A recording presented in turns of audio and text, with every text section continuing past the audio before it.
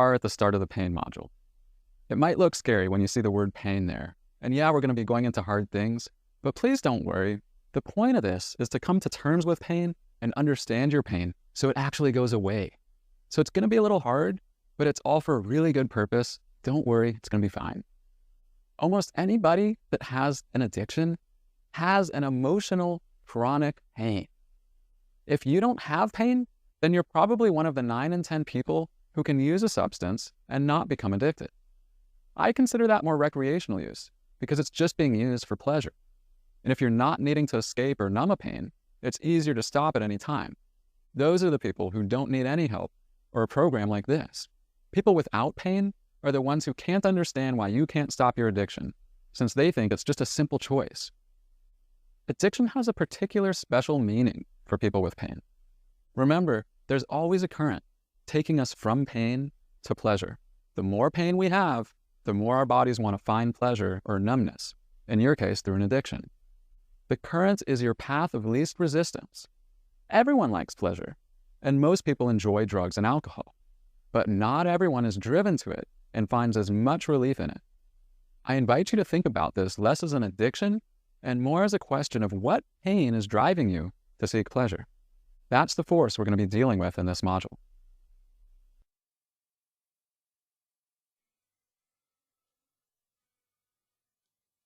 To the brain, emotional pain is the same as physical pain. Emotional and physical pain are felt in the same region of the brain, and your body responds in similar ways. That means something like feeling like an outcast is going to light up the same area of the brain as the pain from a physical injury. Emotional pain is anything that's distressing or negative feeling. It could be more of a sad feeling, like grief, loss, bad memories, hopelessness, a feeling of defeat, believing you're a bad, damaged, or evil person, low self-worth, feeling undeserving, loneliness or not fitting in, emptiness, feeling teased, shame for who you are, or guilt over something you did. It could also be pain from an anxiety or worry, like a fear, feeling scared, worried about the future, worried about money, health, a job, our family, worried about relationships, fearing judgment, afraid to try new things, or afraid to go out in the public. Anger is another common negative emotion, ranging from mild jealousy to a sense of injustice to full rage. I've worked with several patients who start out by saying they don't have any emotional pain, and they often try to explain that their emotional stress is just like anyone else's. The first thing to understand is that with reflection, we often come to find something that they didn't realize was hurting them inside, like maybe an adoption, or maybe they got bullied, or not fitting in for some kind of reason, or needing to grow up too fast when they were little because of their home environment. And just because you might think to yourself all the right things and tell yourself you shouldn't be bothered by your past and just move on, that doesn't mean your body and emotions are okay moving past something. Be open to what hurts you. The other thing to understand if you don't think you have an emotional pain is that it's more about how you interpret your emotions than the emotions themselves. True, someone else might have a more traumatic past than you, but soon we'll go over why this isn't about measuring how bad your life was. It's more about paying attention to how your mind's been programmed. Remember that emotional pain and addiction are signals the body's giving that something hurts inside.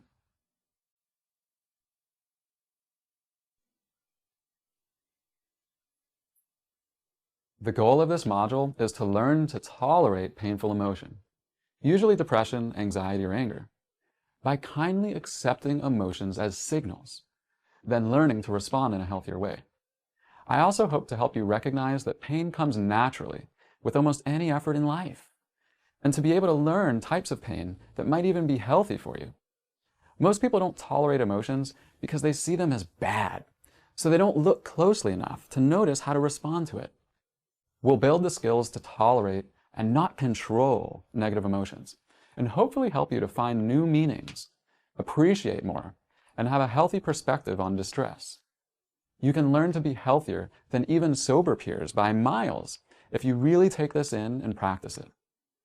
Another goal with pain is to gain more flexibility in who you are. It's okay to feel anything, but in appropriate ways and at appropriate times. Have flexibility to treat different people and situations each in different ways, not rigidly based on your past experience alone. This is learned through a tolerance of emotions and always learning from them.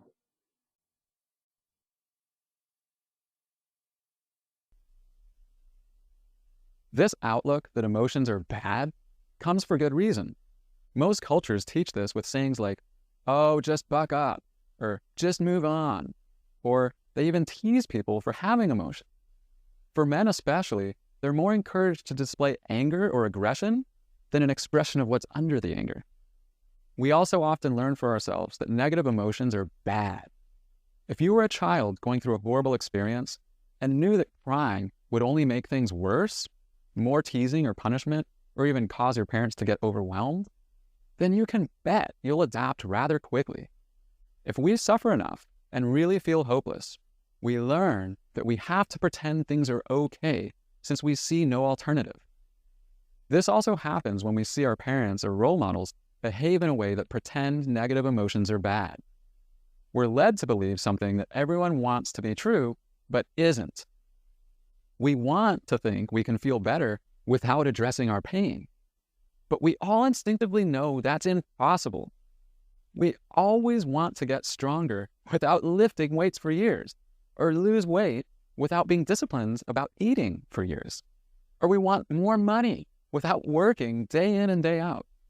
It's the same with emotions. We can't just pretend we can suddenly feel good just because we want to.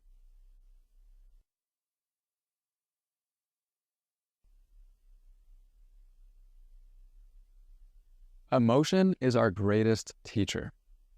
We all know this because we've all had gut feelings about all kinds of things. That someone would hurt us, or a gut feeling that we should have chosen something else, or something was about to go wrong. Those are moments where your emotions are trying to speak to you and teach you. They may not always be right, but they're trying to get your mind's attention. Your body actually needs a mechanism to know what you like and don't like. It uses emotion to give you that feedback. How could it be any other way? How could your body ever tell you what to avoid or get away from if it didn't have a negative emotional response? There's no other way. I want to remind you about studies I mentioned earlier, that it isn't the stress itself that takes a toll on us. More important of a factor than the stress or hardships we face is how we perceive the stress.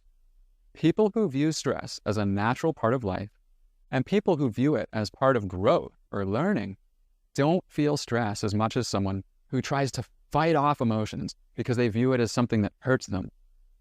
We wouldn't want to view exercise as damaging the muscles, even though that's actually what it's doing to make us stronger. When we view it as a healthy stress to the body that lets us come back stronger in a few days, we don't think of the soreness after a workout as terrible pain, but instead as a sign of progress and a signal that the muscles are learning and growing. Emotional pain can be viewed in the same way. Painful emotion is simply a signal. You have to follow the signal to see what it is, so you can decide whether you need to adapt and how to adapt if you want. So failure or distress is actually a signal. It's not failure. Enjoy and thank the signal. Then be honest about what an appropriate response is. If you're trying to be a better basketball player, you ask the coach what your weakness is and address it. The last thing you want to do is avoid your weakness and keep playing for years pretending you don't need to address it. The strongest thing you can do is address your weakness. This is true in any part of life. Our pain and weakness will always guide us to growth. Failure and distress are signals of a particular shortcoming right now, usually not permanent characteristics.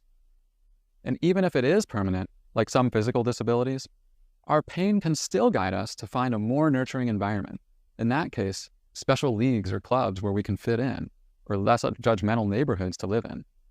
Any signal from pain is an opportunity to learn and adapt.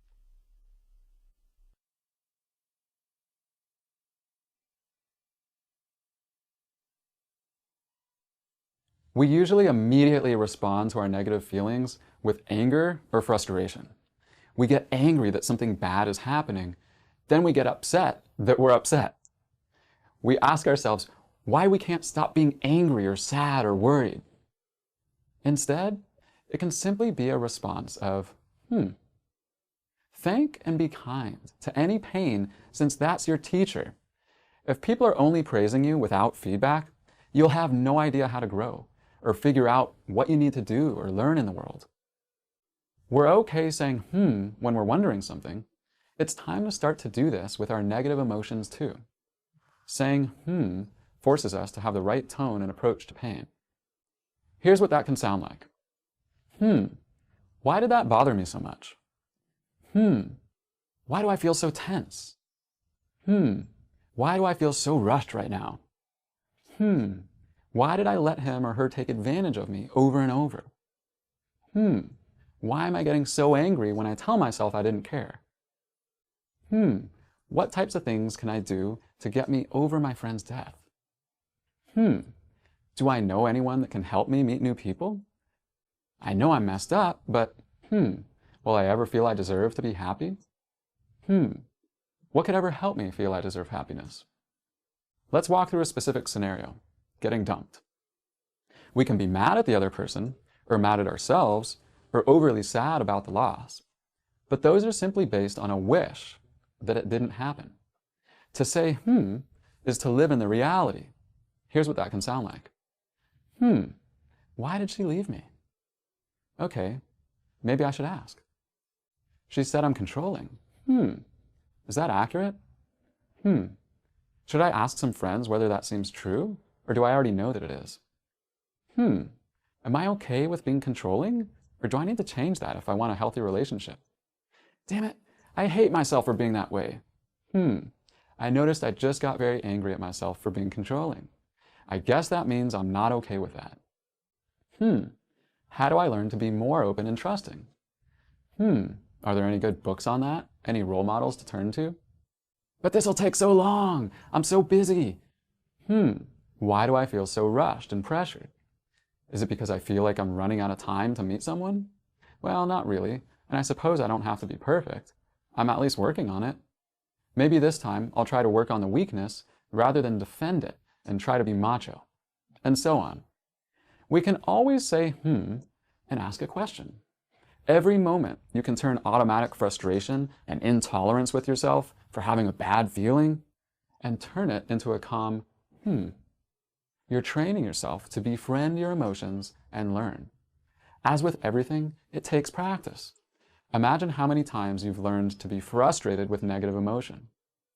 It's when we resist a truth or deny an adaptation that we become ill. Emotions only stay when we ignore them. It's the irony of emotions, that the more we ignore them, the more they stay. When we learn and adapt, emotions are our greatest friend and teacher.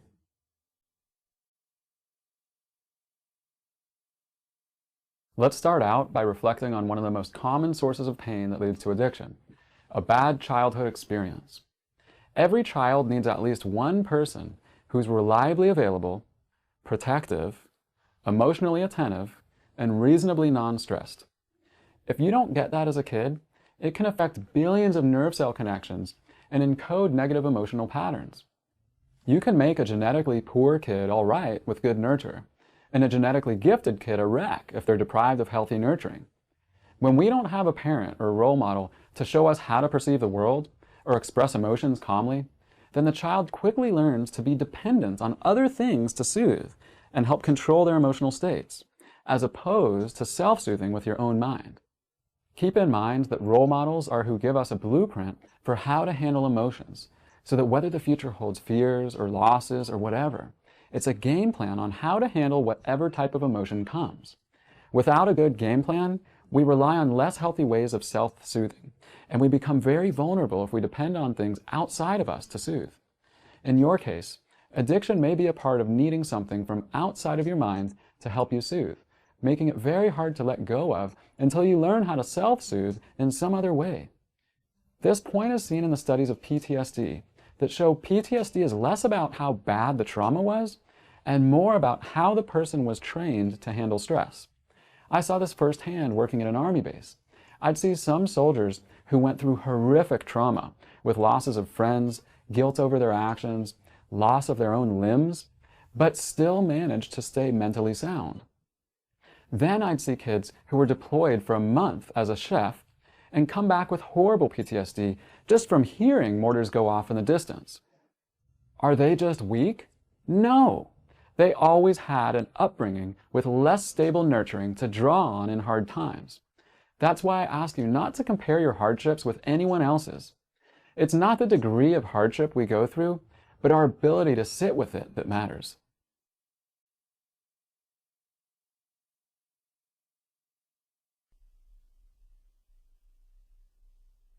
Some type of trauma or major challenge is an extremely common source of pain in addiction. It may be a single event, like a rape or attack or witnessed injury, or it could be a slow and chronic thing, like neglect or teasing. Burdens from the past, or fears that they'll happen again, make the present intolerable. If you're too uncomfortable to describe a hardship you had, at least with close people, then that's a sign you might not be over it still. Trauma is just a word. Don't get hung up on whether a trauma sounds severe enough, like a war story or a rape. First of all, that only gets in the way of your own healing. But it's also not even how the mind and body work with how traumas affect us after the event. Life challenges are meant to bother us while they're happening, but when it continues afterwards, that's due to belief systems we carry. For example, a common belief is that the world is meant to be fair. That belief can leave us unwilling to change our current situation and properly respond to triggers. If you carry resentment, then that's a clue you need to detach from assumptions you might have of the world. If you're still responding in an appropriate way to ongoing dangers, then that's not PTSD, that's just common sense. If there are bad people in your family or environment, then you may still need to avoid certain people or areas, and that should be scary because it's still happening. Thank your body for keeping you as alert as you need to be. First, recognize that yes, you may have issues now from your past, but what that really means is your body and mind were forced to adapt. That's not weak or ill. That's actually great. Now you just have to be conscious of whether that still helps you or not. If you've been neglected or left or teased or shot at or abused, those are all going to train you to quickly adapt and avoid anything resembling those pains. How could you not have adapted to those?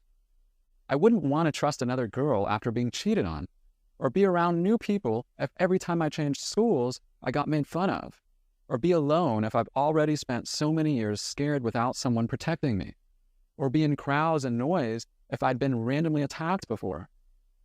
How could I have hope if every effort I made was rejected? How wouldn't you want to numb yourself with your own denial or with drugs if emotions are always overwhelming and you've never been taught how to handle them? Don't just think of these as anxiety or depression, but as your best adaptation to your environment. Instead, you can start to ask yourself, how could you not have come away with the adaptation to your past that you did? How could your response have been any other way? In the exercise below, you'll be guided to learn about how the mind and body interact. I want you to learn about the biggest study, called the ACE study, and how significant our childhood experiences can be in forming certain health conditions, like addiction and all kinds of illness.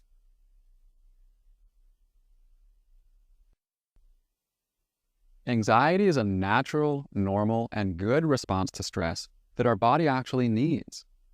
If a tiger creeps up on us, we need to boost our heart rate, breathing, stop digesting, narrow our vision forward to the threat, make sweat to cool down from the heat generated, and pump adrenaline to get the most use out of our muscles. This is great for a physical threat. We want all these responses to happen fast and very well when we need it. But unfortunately, emotional worry or fear generates this same response, which is totally unnecessary and debilitating. Emotional worries and fears tap into the same body mechanism that we use for physical threats. It becomes even more of a problem when it stays chronic, even after that threat's gone, which is the cause for most people's anxiety. Look at what happens when we're left with our bodies responding as if it's a physical threat. We're sitting there with a fast and heavy heartbeat, fast and shallow breaths, blurry vision, clammy, often with diarrhea or constipation, can't slow our minds down, can't pay attention or notice small things, can't use logic, and get irritable and defensive. This can happen during intense anxiety, but it can also be a chronic state that people live in if they're always anxious. The reality, though, is that an emotional fear really only needs to be a thought or brief feeling. And the thought of fear, without all the physical stuff, isn't actually that uncomfortable.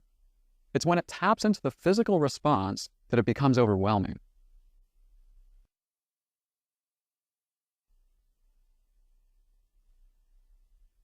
One of the biggest emotional struggles in addiction is a lack of belonging. It may not be a diagnosis or a symptom, but it can certainly be a source of so much pain and what gets in the way of healing. It's not something any of us chooses to be. It's something that happens to us, growing in a way that we don't feel a belonging. It obviously comes from never being made to feel you belong. That could be from clear neglect or abuse. It could also be from more subtle things like being teased, criticized all the time, and never feeling like you were good enough for your family or friends. I had a patient who was convinced he was well loved in his family, but went on to talk about how he got more love when he was the child his mother wanted him to be than he got at other times. It wasn't unconditional love. He also described his mother as caring, but she often didn't care at the times he really needed it, when he needed it the most. Sure, that's milder than being beaten, but it still left a message for him that he didn't belong unless he did just what he was expected to do. Every time we're rejected somehow, our minds make up the story that we must not belong. Kids who grow up with very nurturing and unconditional love can usually deal with really hurtful people and terrible situations and still feel okay, because they feel like they're part of a pack that's there to protect them.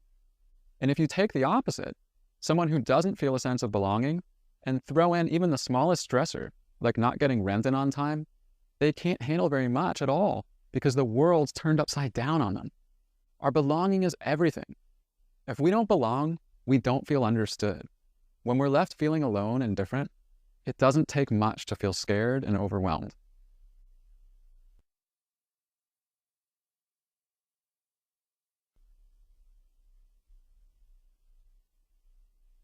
We usually don't fully belong in any one place, but at the same time, we belong everywhere in at least one way. We may be part of a religious group, but not vote the way the rest of that group does. We may go out with a friend who has the same views of the world spiritually, but not find a place to eat because your taste in food is so different. We may have groups of people we hate or even want to kill in war, but connect very well around soccer and food. This actually happened in the famous Christmas truce of 1914 during World War I, when the Americans and Germans took a break on the battlefield from killing each other to play a friendly game of soccer. It shows just how badly we want to relate to people, and that we can connect with people we're even preparing to kill the next day.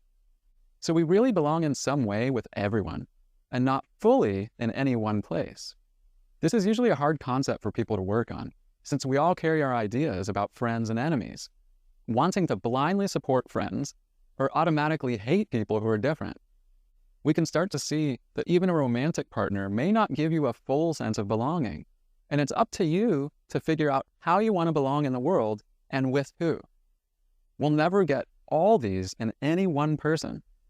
The next exercise will help you to start to think about different ways of belonging in the world and break it down into different types of belonging. It's perfectly fine to enjoy whatever the connection is with anyone and not force it to be more than that.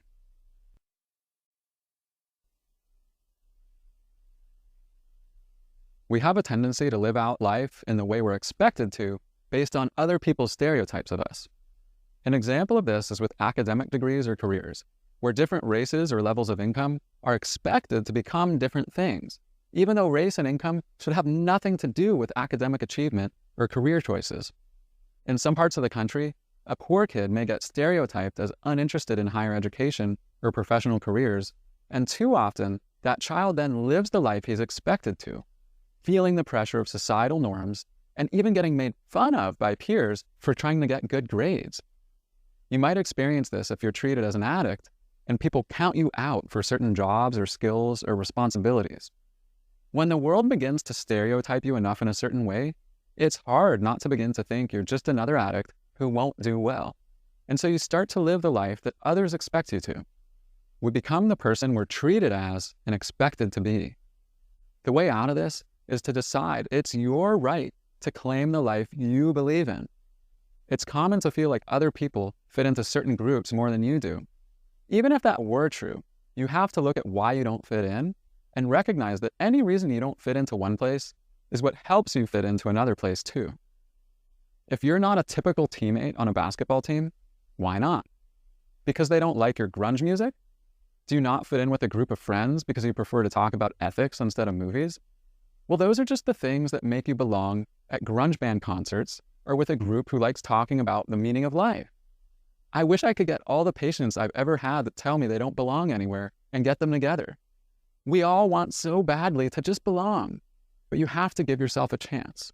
You always belong somewhere.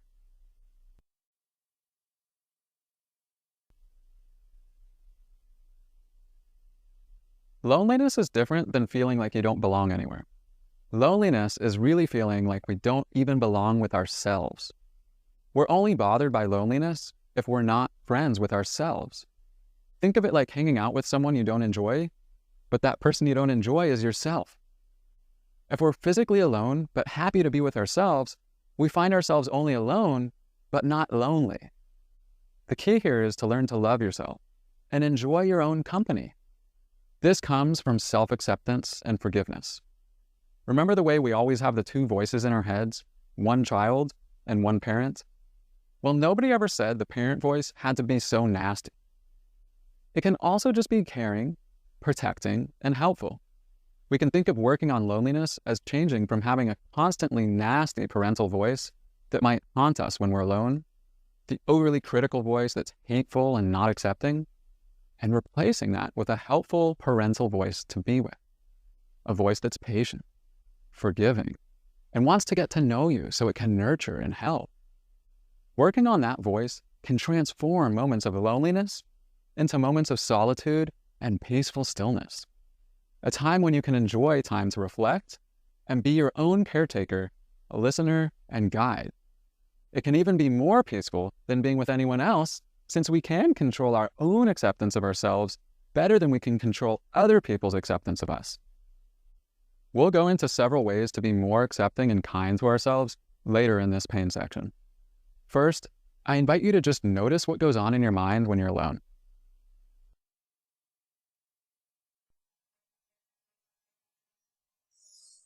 The same way anxiety taps into our body's normal and healthy response to physical threats, depression also does that. If you're out in the wild and know you're trapped, or there's no way out of a situation, it's very natural and helpful to find safety. We learn to submit or be helpless and not try to fight, which would only attract attention or make the situation even worse. If someone appears threatening, we get small. We stay still and don't assert ourselves and try to go unnoticed. We avoid doing anything we could that'll get attention and don't threaten anyone with power over us. This helps us conserve energy if the threat goes on long enough, and also has the chance of signaling to someone else that we need help. If we look too confident, we're unlikely to draw in support. After a while of this, our mind then tries to convince ourselves we don't need more than the little we have. This is very helpful in the wild or physically when threats surround us that we can't ever defeat. It's our best attempt to deal with things by staying safe. But like with fear and anxiety, depression doesn't just stay as a thought only. It takes over our body and heart and social connectedness and self-worth. Sad thoughts and relationships then begin to change our biochemistry, just like an ongoing physical threat, where we feel just as helpless as if the threat was a physical one. This is the pain of depression, and that's what we'll talk more about now.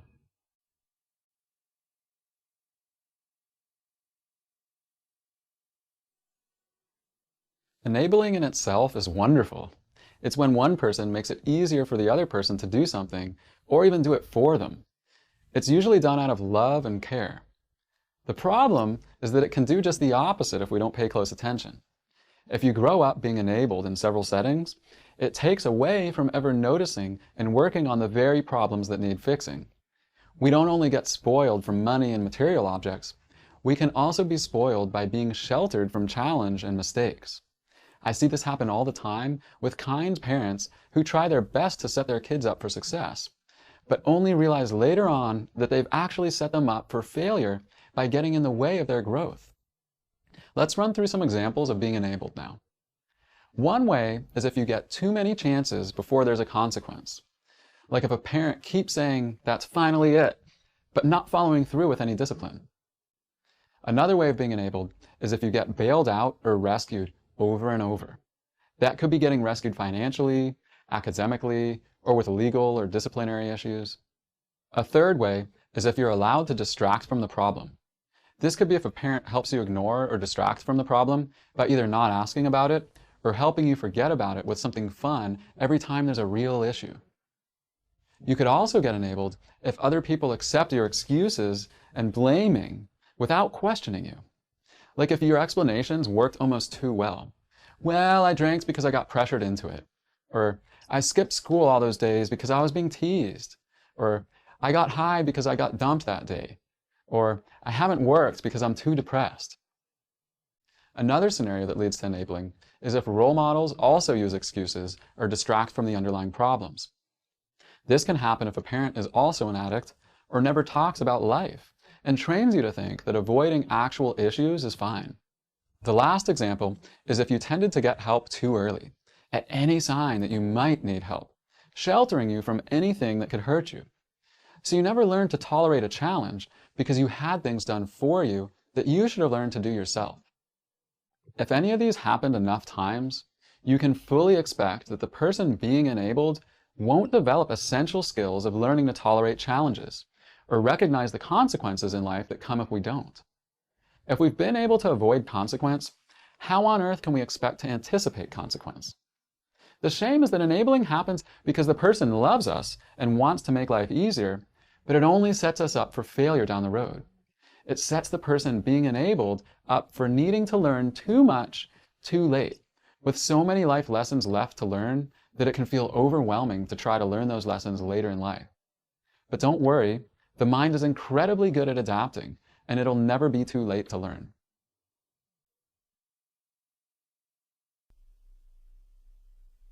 We talked before about how being still can be scary for anxious people who fear bad things might happen if they let their guard down.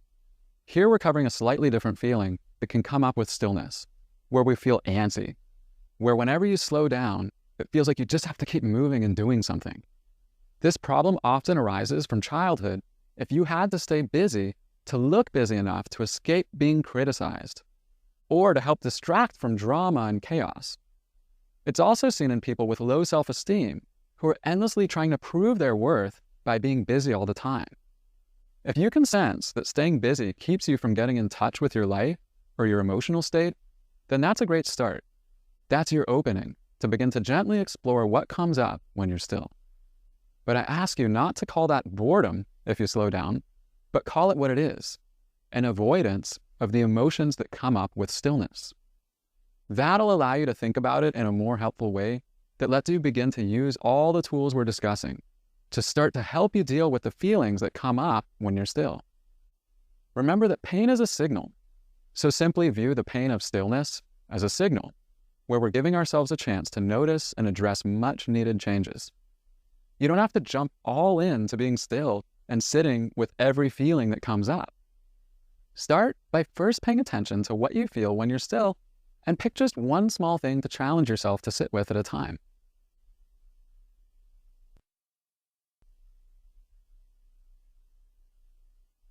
We feel angry or guilty about things because we believe something should have gone differently and it didn't. If we hurt someone or make a mistake and we feel like we really knew better, we feel guilt and shame. But if we know we were doing our best at something and it happened to hurt someone, we could still feel sorry for what happened, but we wouldn't feel quite as guilty. The same goes with anger. If someone rear-ends us with their car, we get angry if we think they could have prevented it. If they were texting at the time, we'd be furious. But if their car brakes happened to go out, we wouldn't get near as furious because it wasn't their fault. We might then get angry at the car maker, but not the person. Our anger shifts towards whoever we feel like is responsible for a bad choice. At the heart of any bad feeling is the idea that we want to feel different or be different or for the world or someone who hurt us to be different. We suffer because we want something to be a certain way and it's not happening. When we want something to be a different way, it leads to feelings of frustration, anger, guilt, and shame. Instead of accepting that the tree is just growing as well as it can for its conditions, we feel like screaming at it for not doing well.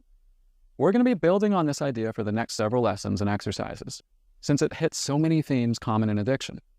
The antidote to frustration, anger, guilt, and shame is acceptance and forgiveness.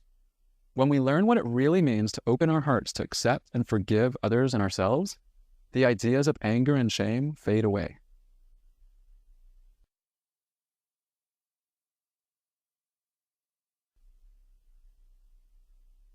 Trees can only put out so much energy into each limb that it has. If it has 20 limbs, all its water is divided up into all 20 limbs. That's why we prune limbs on a tree. We sacrifice some limbs so more energy and growth can go into the other ones. We get to shape how it grows, and by cutting limbs in one place, it teaches the tree to grow more in the direction you want, since the limbs are left to get more energy and resources. Guess what? This happens for us too. We can try to do all kinds of nice things for other people and ourselves, but we only have so much time, energy, and expertise. We all know this, but we don't all tend to live in the truth of this. This is an area where being human helps. A tree has to be lucky enough for a human or Mother Nature to prune it. But we have a bit more control than a tree, and actually prune ourselves. None of us can do too many things really well. You may be able to do a few things well, but there's no way you can just keep growing all your limbs strongly. We need to keep our lives pruned by concentrating our efforts where we need to the most. We often trick ourselves because we say, well, I know I can do several things well. I've done all these things before. But remember that either you didn't actually do them all at the same time before, or your life has changed and things are different now. Maybe you now have a kid, or longer hours at work, or less friends, or a legal issue that takes energy from the other limbs. That's okay. It just means you have to accept that other areas will get slower. You might very well be able to do a bunch of simple things like exercise and cook and stay organized and be social and read and do projects, but not all at the same time and not all very well. This is especially hard in our 20s and 30s when we realize that everything we thought we could do in life just can't all happen as well as we imagined. The key is to recognize and accept that you can only put so much time and energy into your own tree at any time. Whatever you can grow is all you can grow. If you want to grow more limbs, it's going to be slower since it divides up your energy. If you want to grow faster in one or two of the limbs, you'll need to prune several others so you can concentrate your energy on those. You can't grow more limbs faster. That's a wish, not reality. It's just math. You only have the same amount of water coming in, and you can only grow a certain amount based on your environment, like how much free time you have, how much help you get, how healthy you are, how many family members count on you, and how much money you have. Also remember that a tree can grow faster and stronger if it's nourished well with sun and water, and some years it may be dry. Some days bring more water and sun, and others less. It can only grow with the amount of nourishing it gets. Like trees, we also have some periods where we get tons of nourishment and help, and other periods where that dries up. We can't control the weather, and we can't control everything coming into our lives either.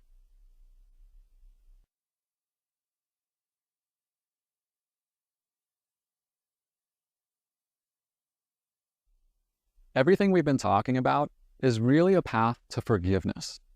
It's hard to let go of our desire to beat ourselves up for our mistakes or let go of anger at other people who make mistakes. But hopefully you see that beating ourselves up over mistakes is based on the delusion that we're in full control of ourselves. It takes a lot of practice to start to see the truth that we're all just doing what we've been trained to think is best at any moment. But once you start to see this more clearly, looking at yourself and the world around you more and more with this perspective, you start to realize you don't need to take things so personally. Just like you aren't fully in control of your mistakes, neither are other people. We're all in this together, just existing as best we can. Just because our actions can get ugly doesn't mean it's not our best. It's just unfortunate but not so personal. If you get this, then you begin to treat people with warmth, compassion, and forgiveness. You can have an immense effect on people around you when you treat them this way. If when they mess up, you show them patience and care, even if you just got hurt, you will change them. It might not happen the first time or the second time, but eventually your warmth will be so noticeable that they can't help but begin to change. Of course, most of the world doesn't live in this way. That's why asking others to forgive you for your mistakes sometimes doesn't go very far. Please don't wait on another person to forgive you. If they love holding grudges or making you feel miserable, that day may never come. It's nice if it comes, but it may not come. In the end, what's important is to apologize for mistakes, but not expect or need their forgiveness. The best source of forgiveness is yourself. Ultimately, that's where you need it from. When you can forgive yourself, knowing you're always trying your best, even when that's ugly, that's an act of self-acceptance. If you can reach that place, your soul will feel quite free and light. Your mind will fight you when you try to do this. That's just what the mind does. It'll tell you that this is a bunch of feel-good, mushy nonsense, and that you've been a bad person and you're just trying to make excuses for being so wrong. That's okay if that voice comes. I'm warning you right now that it will come. There's no way that it won't. For years, you've been trained to direct anger at other people and yourself and not stop until you get the result you want. Remember, you've been trained to be focused on results most of your life. But I hope you can start to see just how harmful and just how unnecessary that way of being is. If a tree weren't growing well, hopefully you wouldn't scream at it to make it grow better. You need to figure out what was wrong and water it or take care of it. The same goes for people. I would hope that you can learn to notice mistakes and shift from a place of anger to a place of forgiveness and respond with attention and concern for what needs help. To live in the place of self-acceptance is a clear path to peace and joy. I hope you practice this and find that place where hate and shame turn into love and compassion. I'm sorry if you haven't been given that, but it's your turn now to create it.